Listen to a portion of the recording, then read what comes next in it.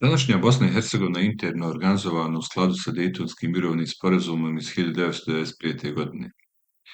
U to vrijeme međunarodna zajednica odlučno da okonča krvavi rat između Bošnjaka, Hrvata i Srba na svojoj teritoriji napravila je značajne ustupke nacionalističkim zahtjevima zaraćenih strana i podredila individualna ljudska prava kolektivnim. Prema tom rješenju, obrazovni sistem je ostavljen izvan nadležnosti državnog nivoa i podijeljen između tri autonomna sektora kojima upravljaju svaki za sebe, bez obzira na složenu administrativnu organizaciju, tri vladajuća nacionalizma, čiji su interesi ugrađeni u odgovarajuće zakone i razrađeni u školskim planovima i programima. U tom smislu, nacionalizam u Bosni i Hercegovini je prirodno zainteresiran za kurseve jezika, historije, geografije i religije, jer ti kursevi promovišu poželjne vrijednosti i stvaraju bazu birača koji se naginju poželjnim vrijednostima i ciljevima vlastite nacije. Prema mnogim autorima, borbe u Bosni i Hercegovini su završene 1995. godine ne zbog unutrašnjeg mirovnog sporazuma i konsenzusa oko problema zbog kojih smo zaratili, već zbog intervencije i pritiska koji je dolazio izvana. Upravo zbog toga, umjesto uspostavljanja pravde za žrtve i društvo, pomirenja i prevazilaženja zajedničke patnje i uništavanje života i imovine, nacionalistički lideri Bosne i Hercegovine samo su nastavili rat koristeći drugačija sredstva. U tom smislu, opravdano je reći da današnja Bosna i Hercegovina ne živi u miru, već u stanju zamrznutog sukoba ili odsustva oružanog sukoba. Posljednjih 30 godina prošlo je u etničkoj borbi pojačavanja podjela putem različitih metoda, uključujući politiku, medije i obrazovanje. Naprotiv, prema univerzalnoj deklaraciji o ljudskim pravima, obrazovanje treba biti usmjereno na puni razvoj ljudske ličnosti i jačanje poštovanja ljudskih prava i osnovnih sloboda. Ono treba promovirati razumijevanje, poštovanje i prijateljstvo među svim narodima, rasnim ili vjerskim grupama, te unapređivati aktivnosti Ujedinjenih nacija na održavanju mira. U postkonfliktnim društvima ova uloga obrazovanja je još važnija. Kao što je javno istraživanje sugeriralo, koje je nedavno provedeno u Bosni i Hercegovini, najutjecajnija sredstva za oblikovanje javnog mijenja u postkonfliktnim društvima su škole, mediji i porodica. Ako ostavimo po strani medije i porodicu, škole imaju jednu kvalificiranu karakteristiku koje druge dvije nemaju. Škole su državno sponzorisano sredstvo promocije i percepcije prošlosti koje je obavezno pohađati u većini zemalja. To posljedično znači da učenici nemaju izbora nego da pohađaju ovu nastavu i da budu izloženi određenom tumačenju činjenica i vrijednosti, između ostalog i časove historije. Osim znanja o vlastitoj modernosti, nastava historije dijeli i znanje o drugim narodima i državama, prepoznaje nacionalne, kulturne i konfesionalne norme određenog režima. Udžbenici historije po pravilu prenose globalno razumijevanje historije i norme suživota, čuvaju tradiciju i doprinose razvoju samopoštovanja svake osobe. Oni pokušavaju objasniti korijene društva, mentaliteta i tradicije, kao i objasniti gdje i zašto ljudi žive i ko su oni. Možda je najvažnije utvrditi kome su ovi udžbenici namijenjeni i koja je njihova svrha. Ako je cilj razviti sposobnost donošenja suda, razumijevanja i prihvatanja znanja uz kritičko rasuđivanje društvenih normi vlastite prošlosti i modernosti, onda je put ka drugima otvoren i dobrodošao. Međutim, od pojave nacionalnih država u prošlom stoljeću na Balkanu, postalo je jasno da udžbenici historije sadrže veliku količinu teksta koji veliča vlastiti narod, naciju i državu, a potkopava manjine i susjedne države. Budući da udžbenici historije više od bilo kojih drugih prenose činjenice koje šire ideologije, prate političke trendove i opravdavaju historijske legitimnosti, potreba za revizijom takvih udžbenika bila je i ostala obaveza suštinske vrijednosti svakog društva. Udžbenici historije trebaju ponuditi otvorene stavove, različite poglede na određena iskustva, razvoje, događaje i procese koji proizilaze iz nacionalne i opće historije, a koji donose poruke koje odgovaraju sadržaju zasnovanom na nauci i utvrđenim činjenicama. Budući da u većini slučajeva ovog zahtjevnog zadatka pisanja udžbenika historije, bez obzira na osigurani institucionalni potencijal, ostaje prostora za brojne kontroverzne kada su u pitanju nacionalni interesi, najsnažniji učinak se može očekivati od tima istraživača, nastavnika, autora i državnih službenika. Put od činjenica do interpretacija oduvijek je bio dug i složen, Ako je cilj ispuniti barem neke od zahtjeva bez kojih je svaki udžbenik podvrgnut reviziji, dopuni potpunosti i prikladnosti sadržaja, onda je to put kojim se manje ide. Nadalje, greške u informacijama, interpretacija i netolerancija u udžbenicima nacionalne historije zahtijevaju hitnu provjeru i redefiniciju. Nažalost, najbolji primjer je danas udžbenici napisani nakon raspada Jugoslavije u školskim programima, izdavačkim kućama u državama nastalim na području bivše Jugoslavije tokom posljednjih decenija 20. stoljeća i prve decenije 21. vijeka. Budući da je ovo vrijeme kada evropska politička ideja postaje sve važnija, pitanje udžbenika historije, njihovog stvaranja i obrazovne upotrebe ostaje neophodnost. Historija je imala i imat će suštinsku ulogu u formiranju i očuvanju svih identiteta. Stoga, novi nastavni planovi i programi historije zahtijevaju stalno usklađivanje osjećaja za sve što može biti zajedničko u oblasti kulture, političkih, vjerskih i društvenih tradicija. Ovo je put ka ostvarenju cilja definisanjem skupa vrlo kontroverznih i osjetljivih pitanja koja su ostavili prethodni vijekovi. To su ratovi, nametnuti politički režimi, etničko čišćenje, vjerski ratovi, ratni zločini, progoni, građanski ratovi, prisilne deportacije, izbjeglice, kršenje ljudskih prava, kršenje međunarodnih sporazuma i mnogo drugih na ovim prostorima. Kao što ne postoji obrazac za dobru nastavu ili standardi za pisanje udžbenika, ove i druge kontroverze ostaju predmet poštovanja specifičnosti u učionici i udžbenicima čiji će autori imati više senzibiliteta za poštovanje usvojenog principa o međusobnom prevazilaženju prošlosti kao uvijek teškog pitanja. Šta bi se onda desilo kada bi se prikupili svi udžbenici historije u školama u Bosni i Hercegovini? Šta bi se u njima našlo? I najvažnije, može li im se vjerovati? S obzirom na nedavne istaknute kontroverze, konfuziju i medijsku interpretaciju u vezi s udžbenicima istorije, potrebno je kritički raspravljati i osvijetliti suštinska tekuća pitanja u vezi sa istraživanjem, interpretacijom i pisanjem historije kao grane nauke i historije kao školskog predmeta. Historija kao grana nauke važna je disciplina u obrazovanju svakog građana i kao takva treba jačati aspekte međusobnog razumijevanja, poštovanja i saradnje. Historija kao školski predmet treba istaknuti jasnu podršku miru i stabilnosti zemlje, regije, Europe i svijeta. Tokom časa historije svaki problem treba kritički rješavati, postavljajući pitanja koja će razmjenjivati suprotstavljena mišljenja kroz kontemplaciju i diskusiju, organizovati debate koje olakšavaju kolektivno učenje i saradnju zasnovano na toleranciji, međusobnom poštovanju. Ravnoteža između podučavanja savremene historije i starije historije se promijenila. Novi nastavni planovi i programi historije uključuju savremenu Europu i implikacije za cijelu Europu i svijet. Postojala je tendencija oklijevanja da se u učionice historije uključi nedavna historija, tvrdeći da interpretacije i zaključci savremenih događaja moraju biti privremeni jer nemaju odgovarajuću historijsku perspektivu. Također se tvrdilo da dokazi nisu usklađeni i da se nastavnici prilikom rješavanja nekih nedavnih događaja mogu suočiti s poteškoćama bilo kojeg perioda. Nastava historije je neophodna jer pomaže učenicima da prihvate određenu količinu znanja. Sve se više pretpostavlja da učenici moraju usvojiti kritički pogled na historijske činjenice i dokaze. Cilj je i razvoj misaonih procesa potrebnih za svijest o historiji i njeno tumačenje.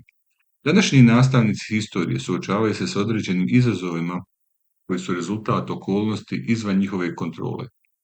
Svaki nastavni plan i program koji pokriva nacionalnu i evropsku historiju 20. stoljeća vjerovatno će se dotaći tema, područja i pitanja koja su još uvijek osjetljiva i kontroverzna. Stoga bi nastavnici kroz debate trebali pomoći učenicima da razviju koherentan pregled stoljeća, ne samo da bi poznavali hronologiju, već i da bi shvatili kako su naizgled odvojeni politički, društveni, ekonomski, kulturni i intelektualni događaji zapravo pogođeni i mogu biti međuovisni. Naglasak treba staviti na kriterije koji se primjenjuju pri odabiru tema i područja koja će biti uključena u nastavne planove i programe. Kriteriji odabira ne odnose se samo na studijski materijal, već i na metode podučavanja. Ovo su sve fundamentalna pitanja za kreatore nastavnih planova i programa, urednike i autore udžbenika, nastavnike i profesore historije i one koji su odgovorni za obrazovanje učenika. Šta više, važno je naglasiti ciljeve časova historije koji mogu biti dvosmisleni u nastavnim planovima i programima. Od nastavnika historije se očekuje da pomognu svojim učenicima da razumiju sadašnjost, probude njihov interes za prošlost, doprinesu razvoju njihove svijesti o nacionalnom identitetu i pripreme ih da budu građani, a sve to tokom nekoliko časova sedmično, a ponekad i samo tokom 4 školske godine. Drugi i možda najrealniji način sagledavanja problema jeste pronaći odgovor na sljedeće pitanje. Od svega što se predaje na časovima historije, šta bi društvo željelo da učenici upamte za 5 do 10 godina nakon završetka škole? Historičari i slični stručnjaci često su sebi postavljali ovo pitanje posljednjih godina, posebno nakon što su istraživanja pokazala da bivši učenici pamte sve manje i manje historijskih činjenica. Svaka tema i područje mogu se predavati na mnogo različitih načina i s različitim ciljevima. Međutim, krajnji cilj procesa odabira leži u onome što se vjeruje da učenici moraju naučiti i što je razumno očekivati da će naučiti, kao i u jazu između ova dva očekivanja. U posljednje vrijeme kriteriji odabira sadržaja nastavnih planova i programa su predmet velike debate na radionicama, seminarima i konferencijama o historiji. Neki nastavni planovi i programi historije za srednje škole su organizovani po temama, ali ključno pitanje za učionicu historije je koliko znanja i razumijevanja o historiji društva želi da učenici pamte za 10 ili 15 godina nakon završetka škole. Kontroverzna i osjetljiva pitanja se svakako ne mogu izbjeći. Prethodni vijek je proizveo širok spektar takvih pitanja: holokaust, genocid, etničko čišćenje, progon i ratni zločini, saradnja sa okupatorima, kršenje međunarodnih sporazuma, građanski ratovi, deportacije, tretman Roma, radni migranti, izbjeglice, vojne okupacije, kršenje ljudskih prava, vjerski progoni, sektaško nasilje, kolonijalizam i mnogi drugi. Svaka evropska zemlja ima svoje kontroverze i osjetljiva pitanja. Toga se mogu koristiti kao koristan način da se pomogne učenicima da shvate fundamentalnu prirodu historije kao discipline, da se gotovo svaki događaj ili pojava može tumačiti drugačije. Višestruke perspektive moraju biti sastavni dio nastave historije. Kada je u pitanju uloga nastavnika, oni su nesumnjivo neophodni, posebno oni nastavnici koji imaju talent za naraciju, koji mogu probuditi interes kod učenika i motivisati ih da nastave učenje. Ne postoji šablon za dobar čas koji bi uvijek davao savršene rezultate. Za većinu nastavnika najvažnije pitanje je kako uspostaviti dobru ravnotežu između pristupa usmjerenog na nastavnika i pristupa usmjerenog na učenika. Historiju treba tretirati kao nauku, kritičku i konstruktivnu, koja se u potpunosti bavi ljudskom prošlošću, rekonstruišući je koristeći historijske izvore koji se kritički analiziraju i interpretiraju. Historijski događaji ne paradiraju pred historičarima, jer su se dogodili mnogo prije nego što su o njima počeli i razmišljati. Stoga ih historičari moraju oživjeti u svojim mislima kako bi mogli razumjeti iskustva ljudi koji su bili dio tih događaja. U tom smislu uloga historije kao nauke je da objektivno povezuje i interpretira dostupne činjenice bez tvrdnje o onome što se ne može dokazati. Historija nije samo skup činjenica koje učenici moraju naučiti kako bi dobili prolaznu ocjenu ili diplomu. To je intelektualna disciplina neophodna u životu. Učenjem historije učenici zaista razvijaju opće principe naučnog rada kao i novu dimenziju mišljenja i zaključivanja. Historija ih uči da budu otvorenog uma, da razlikuju činjenice od pretpostavki, mišljenja i stavova, da razvijaju kritičko razmišljanje. Kritičko razmišljanje nezavisno od autoriteta izvora, nezamjenjiv je i neophodan preduslov za poznavanje historije. Naime, časovi historije trebaju stvoriti osnovnu ideju o historiji kao naučnoj disciplini, njenom predmetu i metodama, kao i činjenicama do kojih su došli. Trebaju probuditi interes kod učenika i motivirati za učenje, te im dati osnovu za proučavanje historije na višem obrazovnom nivou. Kada se počinje s nastavom historije, ona treba biti deskriptivna, priča o prošlosti, ali priča koja je tačna, jasna i koja će postepeno naglašavati vremensku i prostornu dimenziju svih historijskih događaja i njihovu međusobnu uzročnost i redoslijed pojavljivanja. Kroz ovaj deskriptivni pristup učenici mogu naučiti šta je historija, šta historičari rade, koji je njihov posao i koji su njihovi rezultati. Efikasan čas historije zahtijeva da nastavnik pripremi pregled svih osnovnih pojmova, da učenici prvo nauče definicije i međusobne odnose između važnih pojmova korištenih u nastavnim materijalima, da nastavnici traže pojmove u svakodnevnoj upotrebi i precizno ih definiraju, da pruže vježbe koje zahtijevaju interpretaciju i refleksiju kao što su projektovanje sebe u neki drugi vremenski period, stvaranje dijaloga između ljudi različitih perspektiva, korištenje različitih dodatnih nastavnih materijala kao što su filmovi, slajdovi, slike, mape i drugi. Udžbenik je smjernica za nastavu historije i kao takav treba biti sistematičan, organiziran i metodičan oblik učenja o svijetu. Na časovima historije treba koristiti udžbenike kao i one koji nisu obavezni, ali su njihovi materijali obrađeni na zanimljiv način. Jedan filozof je rekao: nesretna je sudbina naroda koji ne voli svoju historiju i želi početi ispočetka. Na području bivše Jugoslavije u posljednjih 100 godina historija je mnogo puta počinjala gotovo ispočetka, uglavnom iz političkih razloga. Bez previše dubokog zalaženja u historiju, dobar početak za proučavanje mogao bi biti period Drugog svjetskog rata. Kada je riječ o učešću naroda bivše Jugoslavije u Drugom svjetskom ratu, uglavnom se radi o oslobodiocima i izdajicama. Komunistička partija preuzela je sve zasluge za organizaciju vojnih operacija u Drugom svjetskom ratu u Jugoslaviji, bez obzira na činjenicu da se većina boraca pridružila ratu s plemenitim namjerama, uvjerena u odbranu slobode i dostojanstva svog naroda. Svi ostali ideali bili su nepoznati i nevažni većini tih boraca, jer da su se vodili političkim idealima komunističke partije i s obzirom na to da je velika većina njih bila sunarodnici, mnogi od njih se nikada ne bi ni pridružili ratu. Nakon Drugog svjetskog rata nova vlada Jugoslavije podigla je hajku protiv Kraljevine Jugoslavije, negirajući sva njena dostignuća. Odmah nakon završetka Drugog svjetskog rata Jugoslavija je pripala takozvanom istočnom bloku. 1948. godine nakon rezolucije Informbiroa mnogi su ponovo ubijeni. Ovaj put nakon završetka rata. Ubrzo nakon toga dolazi period samoupravljanja tokom kojeg su, navodno zbog razvoja novih samoupravnih odnosa, škole gubile vrijeme u raspravama o samoupravnom zakonodavstvu, a sve na štetu školstva. Početkom 1990-ih, barem kada je obrazovanje u pitanju, došlo je do prekomjerne birokratizacije i predškolske i osnovnoškolske ustanove više nisu bile u nadležnosti opština i jedinica lokalne samouprave, dok je u privredi započeo proces napuštanja novih socijalističkih samoupravnih odnosa. Ove promjene su se uglavnom fokusirale na kritiku prethodnog perioda, a ne na objašnjenje pozitivnih efekata određenih promjena. Pozitivni efekti iz prethodnog perioda su potpuno zanemareni, napušteni nekritički i generalno.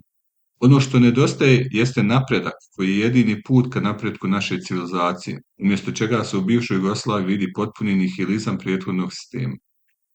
Dakle, nakon januara 1989. godine, ideološko kao i historijsko platno koje je bilo zanjihano na jednu stranu, iznenada se olabavilo i silom inercije se okrenulo na potpuno suprotnu stranu.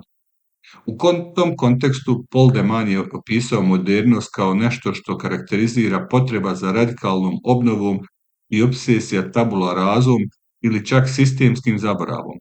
Prema njemu, modernost bi se mogla opisati kao želja za onim što je došlo ranije u nadi da će se konačno dostići tačka koja se naziva istinska sadašnjost, tačka porijekla koja označava novi polazak. Nedavno su se na prostoru bivše Jugoslavije dogodile velike promjene.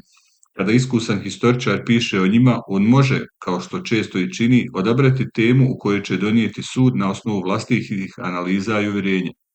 Međutim, mogućnosti autora udžbenika su ograničene u najmanje dva aspekta. Prvo, naučnik može odabrati temu, ali autor udžbenika mora obuhvatiti cijeli period planiran nastavnim planom i programom, i drugo, udžbenik mora biti prilagođen fizičkom i mentalnom razvoju učenika. Da više, osim svog subjektivizma, autor udžbenika je opterećen subjektivizmom historičara čija djela koristi, čemu doprinosi i činjenica da su neki historičari promijenili svoje prvobitne naučne tvrdnje i da mnogi nedavni događaji nisu dovoljno potvrđeni od strane nauke. Međutim, udžbenici, posebno oni za osnovne škole, moraju sadržavati samo nepobitne činjenice. Nažalost, kada je u pitanju vlastita nedavna, pa čak i svjetska historija, mnogi događaji nisu nepobitno potvrđeni od strane nauke. To često nisu samo činjenice koje nisu definitivno potvrđene, već su subjektivne percepcije i crno-bijele slike pod uslovom da raspored boja ne zavisi samo od historijskih činjenica, već i od političke, nacionalne i slične pripadnosti historičara. Neki od ovih spisa su politički i što je još gore, obojeni su mržnjom bez uzimanja u obzir naučnih istina. To je zloupotreba nauke u političke ideološke svrhe. Nakon završetka Drugog svjetskog rata, Narodno-oslobodilački rat u Jugoslaviji kao i njegovo vođa postaju veoma popularni. Cijeli društveni mehanizam, uključujući obrazovanje, kao i određeni broj historičara, pokušavali su dokazati da je sve bilo besprekorno. Svi ostali učesnici događaja u bivšoj Jugoslaviji smatrani su izdajnicima. Međutim, u ratu svjetlost i istina ne mogu biti samo na jednoj strani, a zlo i tama na drugoj. Do kraja 1980. i poslijeratni period je bio neumoljivo kritikovan, često od strane onih koji su ga veličali. Najveći problem u toj kritici nije bio u tome što je takozvani politički konformizam zamijenjen nekonformizmom, već u tome što u nerazvijenoj državnoj i nacionalnoj svijesti, u borbi za lične i partikularne interese, osobe uključene u proces nestaju ni pred čime, često birajući državne neprijatelje za saveznike samo da bi ojačali vlastite individualne pozicije. Pored sadašnjih podjela oživljavaju se i stare podjele. Za sve što se radi, po svaku cijenu traži se podrška u prošlosti. Kada takva podrška izostane, kao što se obično dešava, onda se bijes izražava prema nastavi historije, njenim nastavnim planovima i programima i udžbenicima.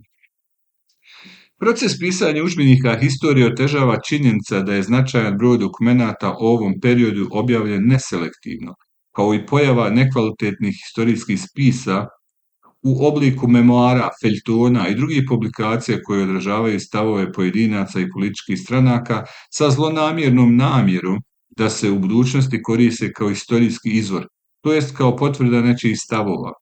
Postavlja se pitanje ko zloupotrebljava historiju, autori udžbenika ili oni koji su spremni da je krivotvore kako bi je zloupotrijebili za svoje političke i druge svrhe. Ovi drugi zanemaruju sve što im se ne sviđa u prošlosti. Zanemaruju kako se nešto dogodilo u prošlosti, već kako se trebalo dogoditi da bi se na to mogli pozivati kada opravdaju svoju politiku. Međutim, kako njihova interpretacija nije potkrijepljena, oni za to krive udžbenike historije. Mnogi političari su zaboravili riječi Winstona Churchilla kada se obraćao engleskom narodu 1940. godine.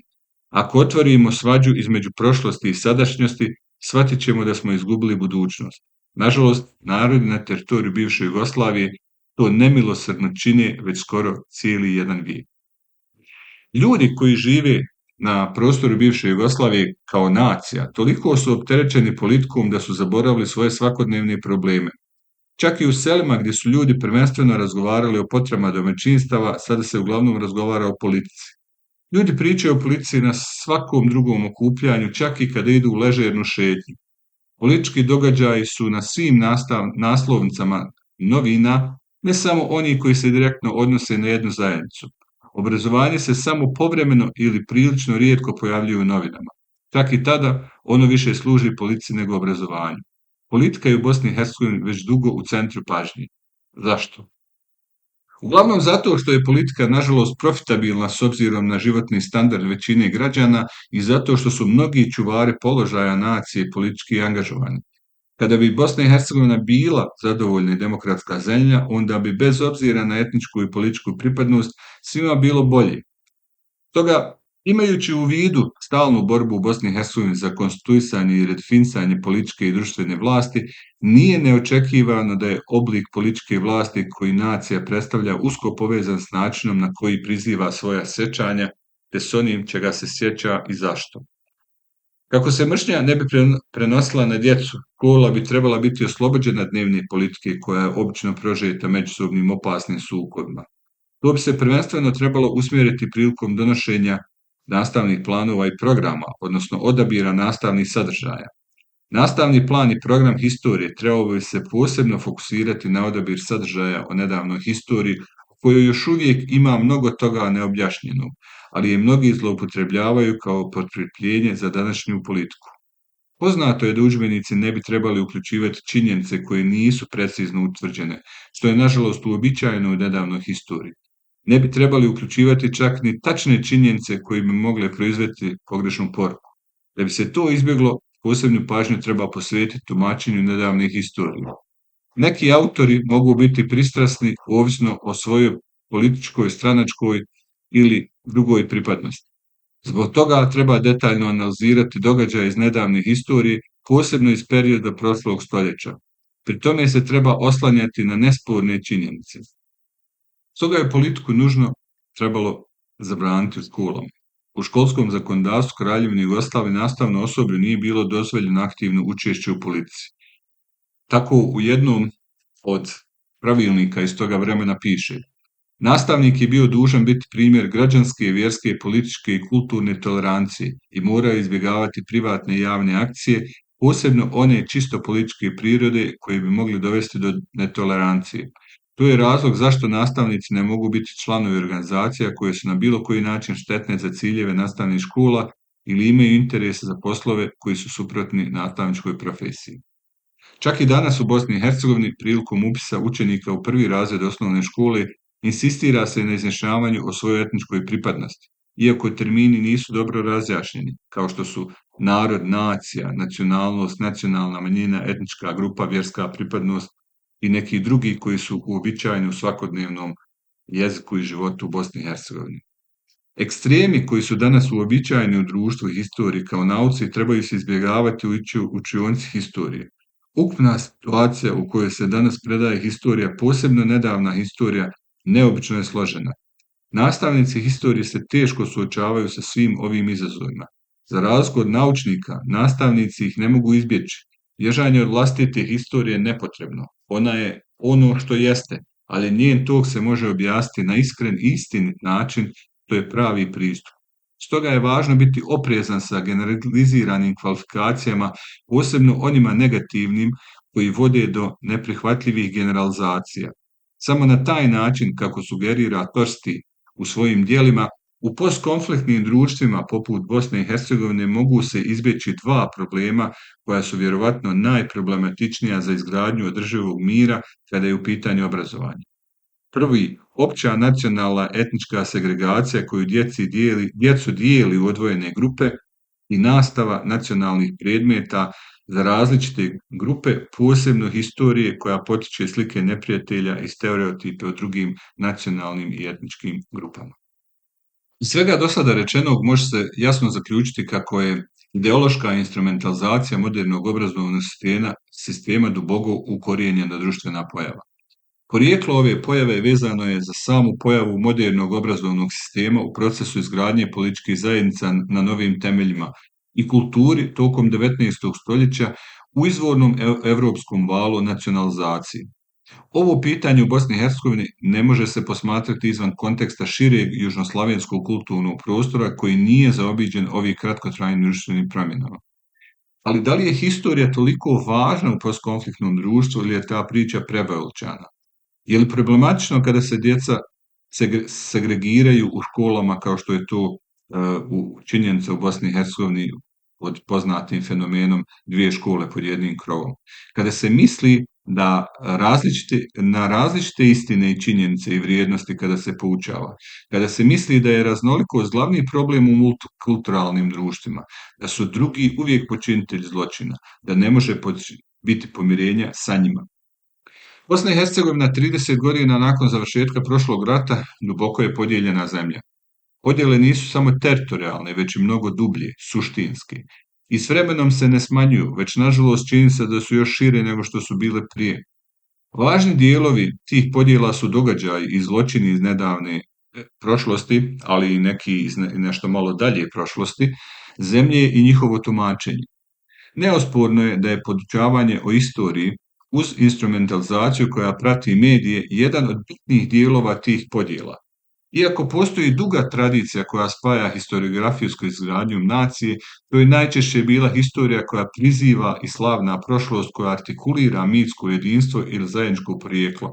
S druge strane, prošlost postkonfliktnih društava prepuna je zločina koji su sramotni i razdorni. Imajući u vidu da Bosna i Hercegovina nikada nije utvrdila zvaničnu istinu o događajima iz prethodnog rata, prostor za manipulaciju je širom otvoren. Ironično, Čak i da bi pisci udžbenika historije u Bosni i Hercegovini željeli uključiti utvrđene činjenice u udžbenike, to ne bi bilo moguće, jer tako nešto ne postoji. Samo činjenice koje bi se mogle prihvatiti na taj način bile bi konačne odluke međunarodnih i domaćih sudova koji se bave ratnim zločinima počinjenim u Bosni i Hercegovini u periodu 1992. do 1995. godine. Konačno, mogao bi se dati skup preporuka za poboljšanje kvaliteta školskih udžbenika u Bosni i Hercegovini kao njihovu pripremu u skladu sa zakonom i obrazovnim principima za savremeno društvo. Preporuke bi se prvenstveno odnosile na reviziju sadržaja udžbenika za etničku grupu predmeta, budući se da oni koriste kao mehanizam segregacije na osnovu etničke pripadnosti u Bosni i Hercegovini.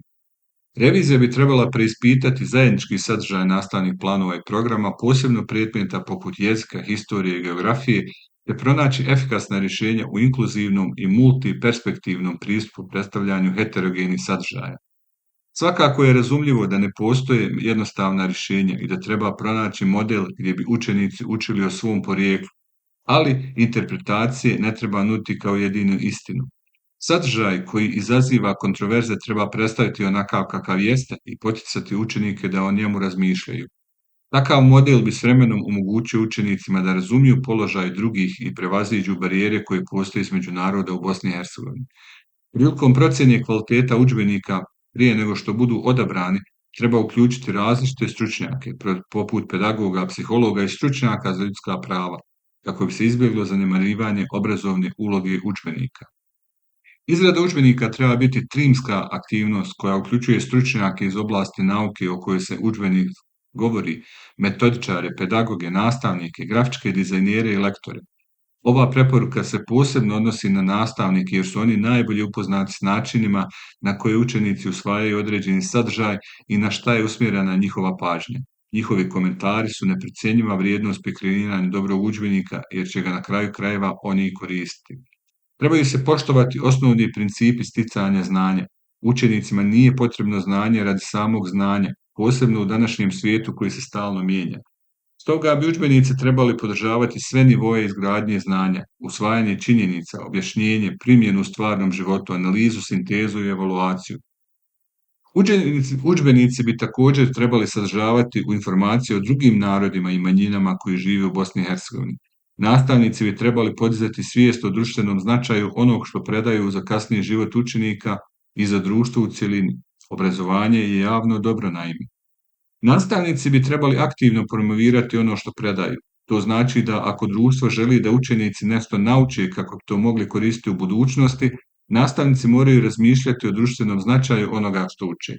Jedan čas historije može biti prekretnica kada učenici donose odluke o svom budućem životu i nastavnici bi trebali raditi na podizanju svijesti o nastavnom procesu.